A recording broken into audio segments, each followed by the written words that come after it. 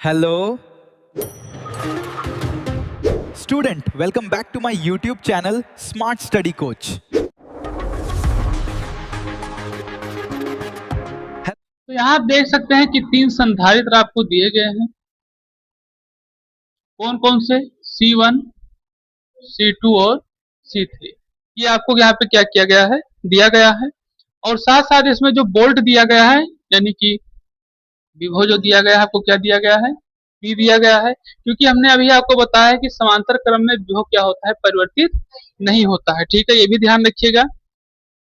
और इसके जो मध्य मतलब जो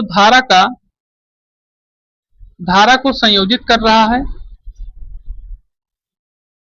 ठीक है, संयोजित कर रहा है, वो कौन सा है, X और Y। ये आपको दिया गया है। ठीक है, अब हम लोगों को करना क्या है, इसमें हम लोगों को इसमें दोनों धाराओं के जो संयोजित कर रहे हैं धारा को, उसके हमें क्या करना है, विभव निकालना है।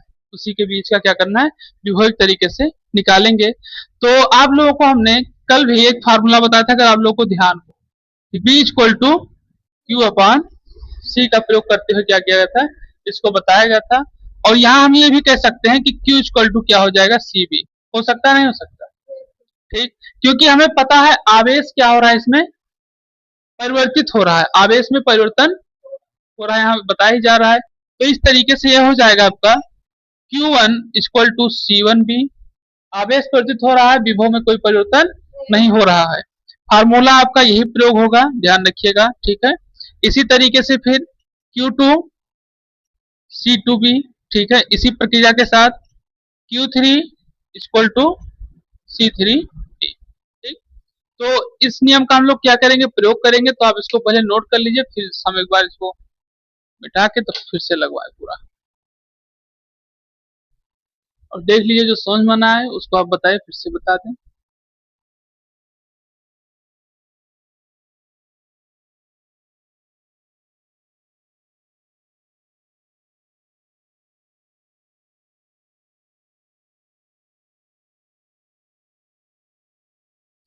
तो अभी हम लोगों ने देखा कि आवेश हमारा परिवर्तित हो रहा है, यानी कि Q1 इक्वल टू C1B।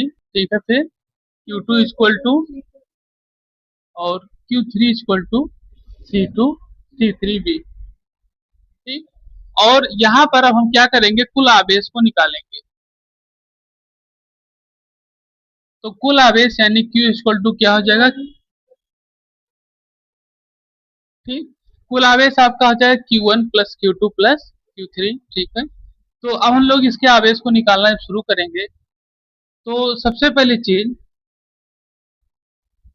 लिखेंगे Q इक्वल टू, Q1 की वैल्यू कितनी है, C1B, Q2 की वैल्यू और C3B। ठीक, तो और हमें एक चीज पता है, अभी आपने देखा है कि Q इक्वल टू क्या होता है, CB। अभी तो हम लोग निकाले हैं, फार्मूला लिखें, Q इक्वल टू क्या होता है, CB। ठीक है, तो Q की वैल्यू यहाँ क्या रख दी जाएगी, CB। और यहाँ आप देख सकते हैं क्या कॉमन हो जाएगा आपका, B। और ये हो जाएगा आपका C1 C2 प्लस C3। और ये हो जाएगा C equal to C1 plus C2 plus C3। ठीक है, ये है आपके समांतर क्रम संयोजन संधारित्र का फार्मूला।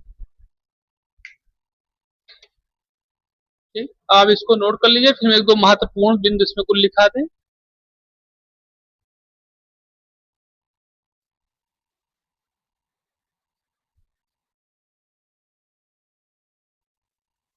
तो यहाँ पर आपको बताया जाता है आवेशित संचित ऊर्जा की स्थितिज ऊर्जा के बारे में। ठीक है, अभी तक हम लोगों ने संयोजन मतलब संधारित्र के संयोजन के बारे में पढ़ा, जिसमें आप लोगों ने पढ़ा समांतर क्रम श्रेणी और श्रेणी क्रम के बारे में। ठीक, अब आज हम लोग क्या करेंगे, आवेशित संधारित्र की स्थित ऊर्जा के बारे में पढ़ेंगे। ठीक है, ये क्या होता है, कैसे कार्य करता है, इसके बारे में हम लोग क्या करेंगे, समझेंगे। तो यहाँ आप देख सकते हैं क्या बताया जा रहा है, आवेशित संधारित्र की स्थित ऊर्जा, ध्यान रखिएगा कि स्थित ऊर्जा को U से व्यक्त किया जाता है। किससे व्यक्त किया जाता है, U से। इसे बताया कि वह कार्य है, मतलब स्थित ऊर्जा एक कार्य है, क्योंकि जब ऊर्जा है, कोई भी किसी भी तरीके की एनर्जी होगी, तो कार्य करने की क्षमता को क्या कहते हैं, इस तरीके से ऊर्जा के रूप में व्यक्त किया जाता है। यानी कि अगर सही में आपके पावर है तभी आप कार्य भी कर पाएंगे। ठीक, तो यहाँ क्या होता है, वह कार्य है जो संधारित्र को आवेशित करने में किया जाता है, जो उसकी प्लेटों के बीच क्या होता है, वैद्युत क्षेत्र के रूप में संचित रहती है। ठीक, ये चीज बताया था स्थिर ऊर्जा के रूप में। अब इसको हम लोग समझने का प्रयास करेंगे। क्या कह रहा है कि वह यह ऐसी एक व्यवस्था या ऐसा वह कार्य है जो संधारित्र को आवेशित करने में, मतलब कि संधारित्र को जब आवेशित किया जाता है तो संधारित्र को सबसे पहले हमें जाने कि आवेशित कैसे किया जाता है। ये हम कई बार आपको बता भी चुके हैं कि संधारित्र किस तरीके से, मतलब एक तरीके से आवेशित किस तरीके से होते हैं। ठीक, तो बताया था कि जब किसी चालक, जो कोई चालक है, ठीक है, चालक मतलब वो जो क्या करता है, तरीके से धारा को प्रवाहित करने का कार्य करता है। ठीक, तो जब किसी चालक की भांति मतलब उसी के प्रकार से संधारित्र को क्या किया जाए, आवेशित किया जाता है, तो उसमें एक व्यवस्था होती है। क्योंकि हमने चालक को जब आवेशित किया था तो हमने आपको बताया था कि चालक आवेशित तब होता है, और चालक आवेशित किस तरीके से होता है, चालक आवेशित चरणबद्ध तरीके से। ठीक, चरणबद्ध तरीके से हमने बताया था आपको, ठीक है, कि इस तरीके से क्या होता है, ये आवेशित होता है। अगर आप सबको ध्यान हो तो बताए थे, नहीं बताए थे। इसको चालक होते हैं, चालक के भी अंदर अगर आवेश जब जाता है, ठीक है, सबसे पहले हम समझेंगे इसको। देखिए क्या होता है, जैसे देखिए कोई चालक है आपका, या कोई कोई भी एक तरीके से पदार्थ है, मान लीजिए कोई संधारित्र है। ठीक, कोई संधारित्र है, ठीक है, और इसको एक तरीके से आवेशित के रूप में करना है, मतलब आवेशित करना है, तो अब इसको एक ये व्यवस्था करनी पड़ेगी कि इसको एक चालक के बगल ले जाया जाएगा। ठीक है, चालक मतलब कि जिसके अंदर क्या हो, आवेश हो। ठीक, क्या हो, ये आवेश हो।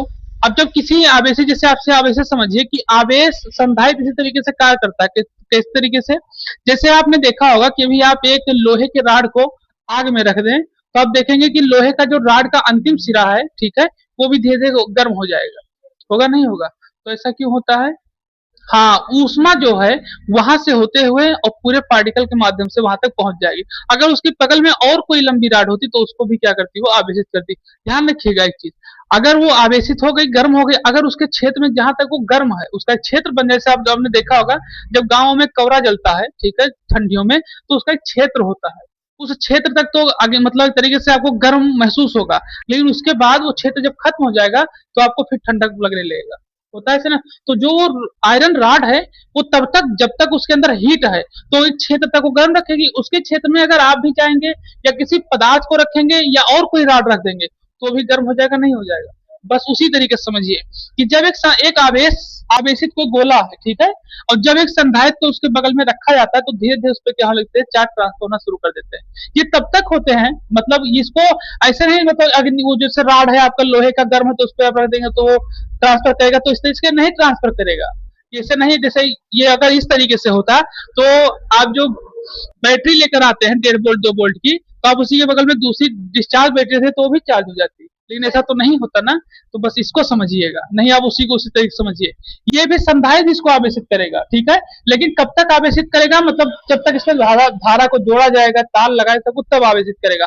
लेकिन तब तक आवेशित करेगा अगर इसके पास मान लीजिए कि 20 वोल्ट की धारा है, 20 वोल्ट की ऊर्जा है, ठीक है, तो इसको तब तक आवेशित जब तक कि 20 वोल्ट की हो न जाए। ठीक, अपने यहाँ तो बराबर करेगा, और या तो फिर इसके पास अगर 20 वोल्ट की ही है तो तब तक इसको बराबर करेगा, जब तक अपने आपको क्या कर लेगा, 10 वोल्ट नहीं कर लेगा। अब ये 10 वोल्ट का, ये 10 वोल्ट का आपका क्या हो गया, संधारित्र हो गया।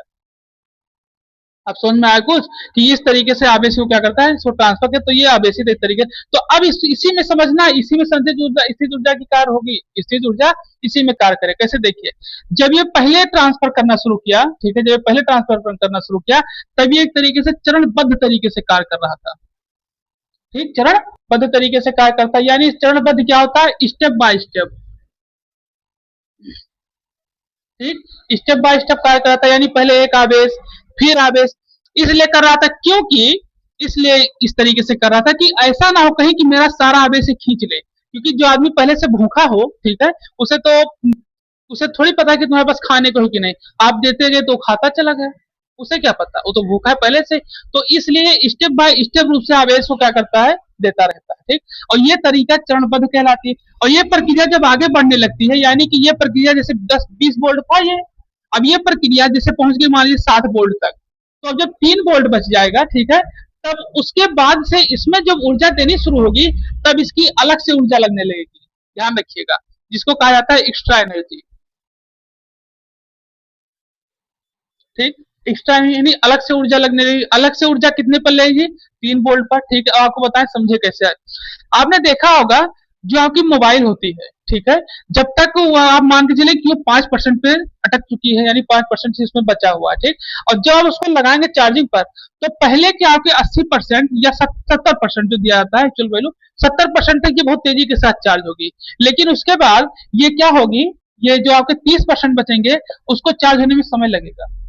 ये ध्यान रखिए, ये आप यहाँ से नहीं, आप पुरानी मोबाइल में चले जाइए। अभी आप पुरानी मोबाइल में जाएंगे तो पीछे की 3 बैटरियां जो होती थी, 3-4 लाइन, वो जल्दी जल्दी चार्ज होती, लेकिन आगे की जो छोटी वाली खूंटी होती थी उसको चार्ज होने में बहुत समय लगता था। ऐसे कि नहीं होता था, बस उसी तरीके से, क्योंकि उस वक्त उसको बहुत ऊर्जा देनी पड़ती थी, उस वक्त उसको बहुत एनर्जी देनी पड़ती थी। तो यहाँ जो आपके 7 वोल्ट हो जाएंगे, जो 7 वोल्ट होगा उसको तो स्टेप बाय स्टेप देगा, लेकिन जो आपके 3 वोल्ट बचेंगे उसको चार्ज करने में, उसको भेजने में इसको क्या करना पड़ेगा, एक्स्ट्रा एनर्जी देनी पड़ेगी, ठीक है। तो तैसे ये समझ जाएगा आवेश की अब इसके पास इतनी मात्रा हो गई है आवेश की, मतलब वोल्ट की इतनी मात्रा हो गई है कि अब ये खुद को क्या कर ले, एक तरीके से अपने चार्ज को ट्रांसफर कर सकता है किसी के पास भी, ठीक। तो अगर ये 3 वोल्ट अगर ये भेज रहा है और भी अपने बराबर इसको बढ़ाना चाह रहा है, 3 वोल्ट भेज रहा है, तो वही जो अतिरिक्त ऊर्जा लग रही है इसके ट्रांसफर करने पे, जो अतिरिक्त विभव लग रहा है, और उस विभव को करने में जो हमें कार्य करना पड़ेगा, हमने सुना होगा विभव के डिफिनेशन को, विभवांतर को, कि जब एक बिंदु से दूसरे बिंदु पर किया गया कार्य, मतलब एक बिंदु से दूसरे बिंदु पर कार्य करना पड़ता है, जिसको आपको बताया गया था B equal to B minus B A के रूप में, ठीक। तो हमें ऊर्जा निकलती पता चलती थी। तो इस तरीके से जो ये 3 वोल्ट इसका बचता है, जब अगर वो भी ऊर्जा भेजेगा, वही आपकी स्थितिज ऊर्जा होगी, वही आपकी क्या होगी, स्थितिज ऊर्जा होगी। यही इसमें बताया गया, क्या दिया गया देखिए, वह कार्य है, स्थितिज ऊर्जा वह कार्य है जो संधारित्र को आवेशित करने में, यानी ये आवेश है, इसको आवेशित करने में, ठीक है, और करने में किया जाता है, जो उसकी प्लेटों के बीच विद्युत क्षेत्र के रूप में क्या होती है, संचित होती है, यानी कि इकट्ठा होती है।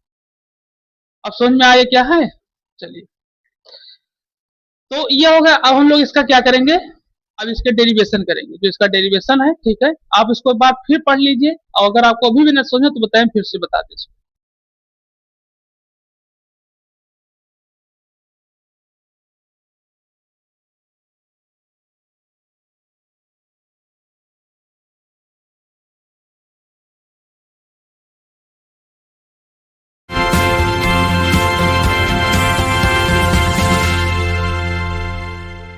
चैनल को लाइक करें, शेयर करें, सब्सक्राइब करें, कमेंट करें और फॉलो करें।